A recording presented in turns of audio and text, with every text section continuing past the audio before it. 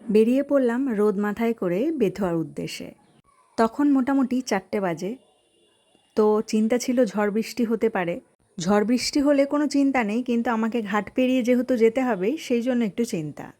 ছেলের গরমের ছুটি চলছে, তো বাড়িতে বসে বসে আর কি করবে সারাক্ষণ, তাই বেরিয়ে পড়লাম মা আর ছেলেতে।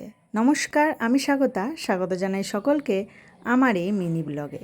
এতক্ষণ তো বেশ গরম লাগছিল, তবে এই জায়গাটা এসে এবার একটু ঠান্ডা লাগছে, কারণ এখান থেকে শুরু হচ্ছে গঙ্গাটা। এই জায়গাটা রোদটা অতটা লাগে না, চারিদিকে গাছপালা আছে আর বেশ নিরিবিলি।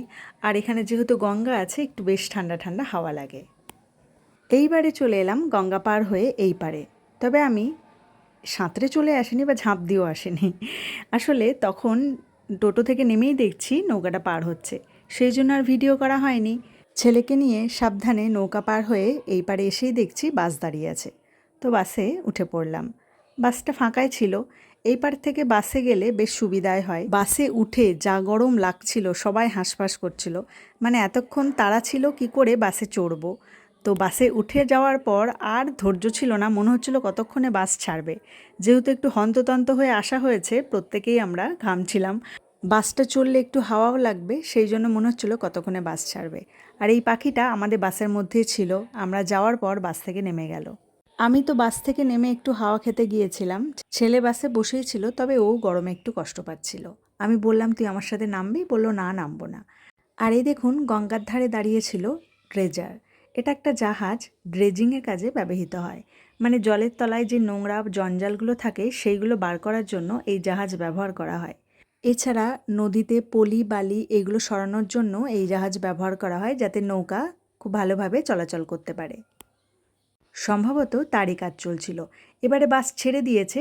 এখানে দুটো মন্দির আছে এই পারে, মানে যেখান থেকে রাস্তাটা শুরু হচ্ছে। একটা আছে কালী মন্দির, আর একটা হচ্ছে গুপ্ত বৃন্দাবন।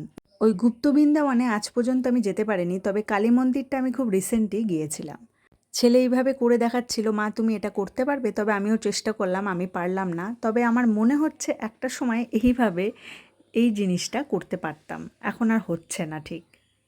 ছেলেকে ব্যস্ত রাখার জন্য কত কী করতে হচ্ছে, কত কথা আমাকে বলতে হচ্ছে, কত কী রাস্তায় দেখাতে হচ্ছে। আবার এটা ওটা খাবো সেটাও মাঝে মধ্যে কিনে দিতে হয়েছে।